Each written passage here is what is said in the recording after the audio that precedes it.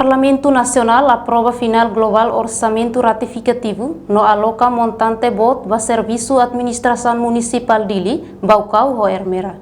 E a aprovação final global orçamento retificativo tinang quinta-feira orçamento ba Serviço Administração Municipal Dili, ho montante milhão sanulu resin tolu, ponto rihung atus tolu neng nulu resin rua, ponto atus hat wal nulu resin tolu dólares americano. Enquanto ba Serviço Administração Municipal Baucau, ho montante milhão hitu, ponto rihung atus lima, ponto neng nulu resin hat, ponto atus walu uru nulu resin hat dólares americano. Ba Serviço Administração Municipal Ermera, ne iha milhão hitu, ponto rihung atus hat sa nulu resin hitu, ponto atus rua hitu nulu resin lima dólares americano.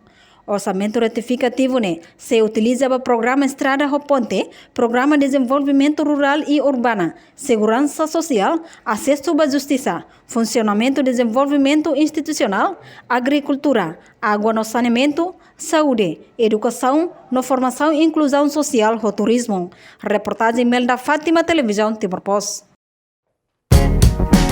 Janela Informação by Emma Hotu. Atau hati informação atual dia kliu kita halua haneha butang subscribe, like, halo comentário no faixa do media social hotu.